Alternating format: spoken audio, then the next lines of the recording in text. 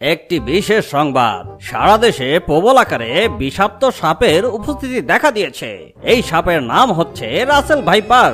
এই সাপের ভয়ে সারা দেশের মানুষ ঠিকমতো খেতে পারছে না, ঘুমাতে পারছে না, ছড়িয়ে পড়েছে এক আতঙ্ক।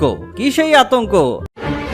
হ্যাঁ ভাই, Russell viper, Russell viper, Russell viper. শেষ খবর পাওয়া পর্যন্ত রাসেল ভাইপার এখন বরিশাল জেলা অবস্থান করছে। আসুন আমাদের সহকর্মী মামুনের কাছ থেকে আমরা বিস্তারিত জেনে নেই। মামুন, আপনি কি আমাকে শুনতে পাচ্ছেন?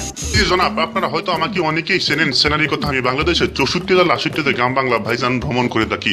বিশেষ করে টেকনাফ থেকে তেতুলিয়া, রূপসা থেকে পাথুরিয়া, সুন্দরবন, বান্দরবন, আন্দরকিল্লা, কুমিল্লা, নোয়াখালী, মহাখালী, ফুটাখালী অনেক জায়গায় ভ্রমণ করে থাকি। আমি একটি রোগের ওষুধ বিক্রি করে থাকি, রোগের নাম খাউজানি। খাইলে সাদের খাউজানি, খাউজানি ভাই সুলকানি, রাজাই সুলকায়, রানীও সুলকায়, সুলকায় সাকরানি, টিপলে বাড়ায় লালফানি। আরো আছে আমবাদ, জামবাদ, দশবাদ, কসবাদ, গিরাবাদ, গরমবাদ, জয়ন্তে ব্যথা, পয়েন্টে ব্যথা, গিরায় ব্যথা, লাকা জীবন কাম শেষ। আমার মলমের নাম হচ্ছে লাকি মলম। দুঃখিত, গোলযোগের কারণে আমাদের সহকর্মীর কাছে না গিয়ে এক মলম বিক্রেতার কাছে চলে গিয়েছে। আমরা আবার আমাদের সহকর্মীর সাথে যোগাযোগের চেষ্টা করছি। মামুন, আপনি কি আমাকে শুনতে পাচ্ছেন? হ্যাঁ মকলেস, আমি আপনাকে শুনতে পারছি। রাসেল ভাইবার বরিশালে ব্যাপক আকার ধারণ করেছে। গ্রামের মানুষ পায়খানা যেতেও ভয় পাইতেছে।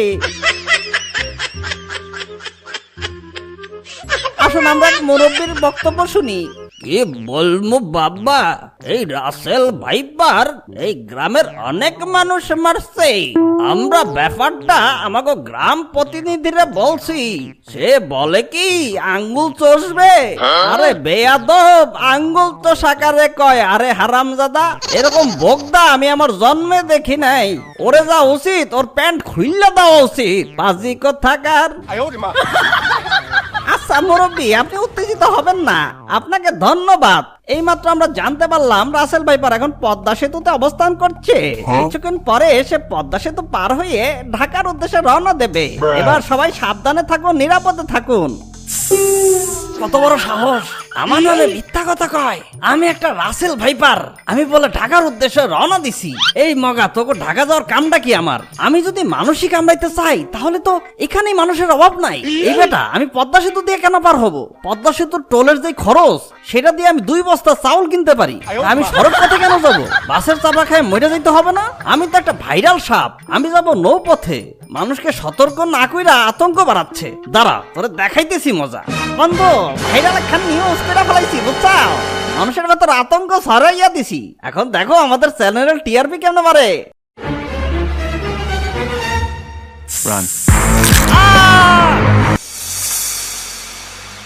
আমরা কোথায় যাইতেছি? ঈদের 3য় দিনের মাথায় আমার জনসিনার জন্য মন খারাপ লাগতেছে। আরে মন খারাপ কইরো না, আমরা তোমার নানু বাড়ি যাইতেছি। বাট আমাদের বাসায় তো রিক্সা দিয়েই যাওয়া যায়, গাড়ি লাগে নাকি? আরে এটা তোমার অন্য নানু, তোমার জনসিনার মাংস দিতে যাইতেছি। ও হ্যাঁ, ওই যে জঙ্গলের ভিতরে কি থাকে? হ্যাঁ, ওইটা গ্রামের বাড়ি, জঙ্গল না। তোমার মামাও আছে ওইখানে, তুমি তার সাথে ঘুরতে পারবা। কথা হইলে কথা তা না, তুমি গাড়িতে উঠাইছো কেন আমারে? সমস্যা নাই, আমাদের যাইতে বেশিক্ষণ লাগবে না। আর দেখো, এই গাড়িতে এসিও আছে। See, it's not a big deal. I just hate car. জলদি নামো গাড়ি থেকে। ইয়ামিন, আর মাত্র 10 মিনিট। ইয়ামিন, আর মাত্র 10 মিনিট। ও মা, তোরা আইসাস? কষ্ট হয় নাই তো গো?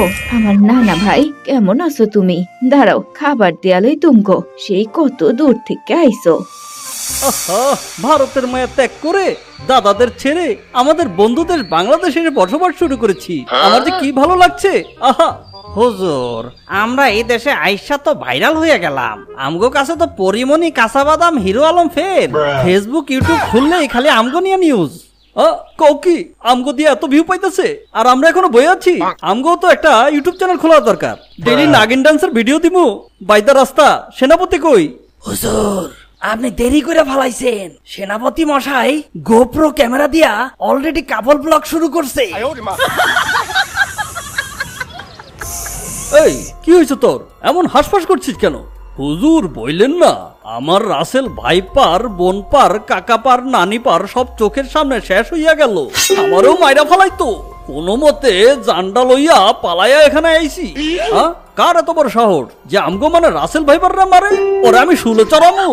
হুজুর, আমগো শুলে তো ওই আটকাইবো না, ও তো যেন তেন জীবজন্তু না, আজ তো মানুষ। আরে বেটা, কয়টা মানুষ থেকে ভয় পাইলি? ওই তোরা যা, ওকে সানডে মানডে ক্লোজ করে দে। হুজুর, ওরা তো একজন দুইজন না, সারা বাংলাদেশের মানুষ আমগো উপর খেপা গেছে। আমরা এখন এই দেশে মোস্ট ওয়ান্টেড ক্রিমিনাল। গ্রামে গঞ্জে সবখানে আমগো পোস্টার লাগানো, ধরতে পারলেই 50,000 টাকা পুরস্কার। এই, এটা কি করছ তুই? হুজুর, এই মাত্র খবর পাইলাম সেনাপতি মশাই কাপল ব্লগ বানানোর সময় বউ সুদ্ধা খুন হইছে। আরে জ্বালা, এখানকার মানুষ আমগো উপর এত খেপছে কে? আরো কত সাপ এই দেশে অনেক আগে থেকে মানুষ মারতেছে, ওগো উপর তো এত খেপে নাই। আর আমরা মাত্র 300 জনের একটা দল এই দেশে ঘুরতে এলাম, আর এর আগেই তো ওরা আমাকে মাইরা সাফা কিরকিরা করে দিতেছে। আমরা চলতে থাকলে তো আমগো বংশ নির্বংশ হয়ে যাইবো। হুজুর, ফেসবুক ইউটিউবে ভাইরাল হওয়ার পর থেকে আমগো মারার হার অনেক বাইরে গেছে। আমগো নামে পুরস্কার ঘোষণা করছে, তাই মানুষের সামনে পড়লেই আমগো খেল খতম। কি ব্যাপার, তোমরা কেটা এই এলাকায় নতুন আইছো নাকি?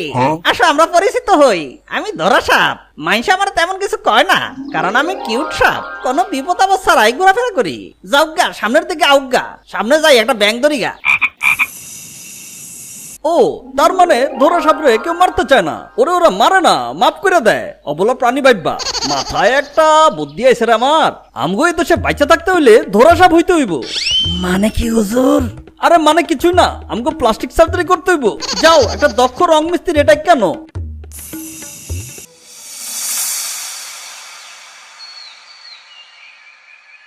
ওই মিয়া, কি সাপে কামড়াইছে? আপনার সাপ দেখছেন? না, আমি সাপ দেখি নাই। হ্যাঁ, আমার সামনে আইসা পড়ছে, এরপর ফিট হইয়া গেছে। এরপর আমি লইয়াইছি আপনাকে কাছে। এটা কঠিন কোন সাপের কাম। এই সাপের বিষ উঠাইতে অনেক সমস্যা, আমার নিজেরও সমস্যা হয়ে যাইবে না। কালকে তো এক সাপের বিষ তুলতে যাইয়া মামু প্রায় মরেই যেতে লইছিল। হ্যাঁ, কেমনে? মামু তো ওই সাপের বিষের জায়গাটা কামড়া উঠাইছে, কিন্তু রাইতে মামু ডায়রিয়া হয়েছিল ওই বিষের কারণে। আরে না, মামু যেই পায়ের থেকে কামড়ায় বিষটা উঠাইছিলে, ওই লোকের পায়ে ছিল গোবর। খেতে গেছিল কাম করতে, মামু ওই জায়গা বাদ দিয়া কামড়া গোবর উঠাইছে। ওই, তোরা লাত্তি দিমু করলাম, এত বর্ণে না দিতে বলি নাই তোকে। এখন কি করমু? মামু এক কাম করেন, যেই সাপের কামড় হেরে দেশে হেরে বলান। বলান দিলেই আইবে। সাপ তো তোমার দুলাভাই, ওইটা ঘাওড়া সাপ, বলাইলে সহজে আইবে না। মামু, আমার মনে হয় আপনি বুঝায় শুনে কইলে পৃথিবীর সবচেয়ে ঘাওড়া সাপটাও আইসা পড়বে আনে। ঠিক আছে, আমি চেষ্টা করে দেখতেছি।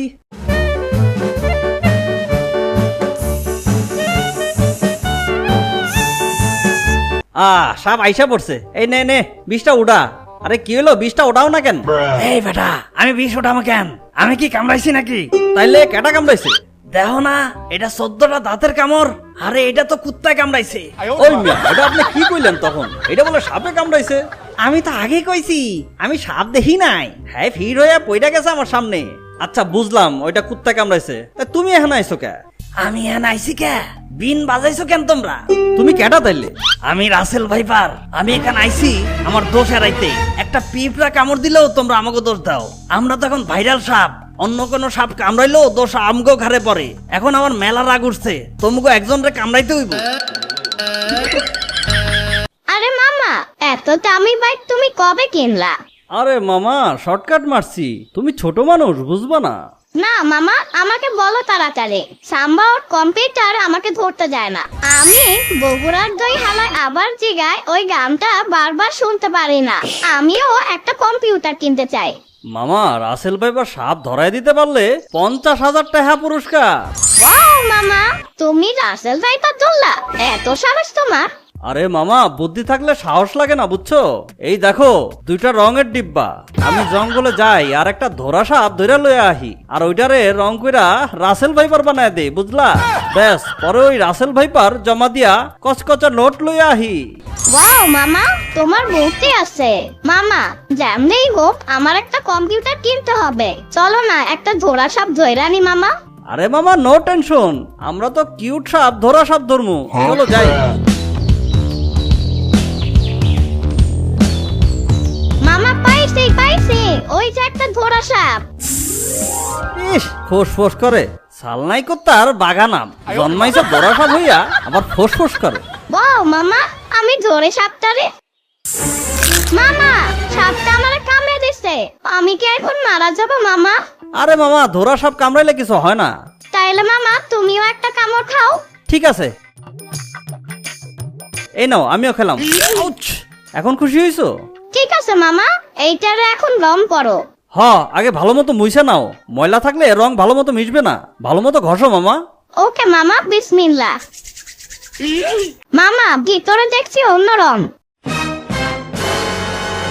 মামা, এটা তো ধরা সাপ না, কেটা জানি রং কইরা ধরা সাপ বানাইয়া দিছে। আহ!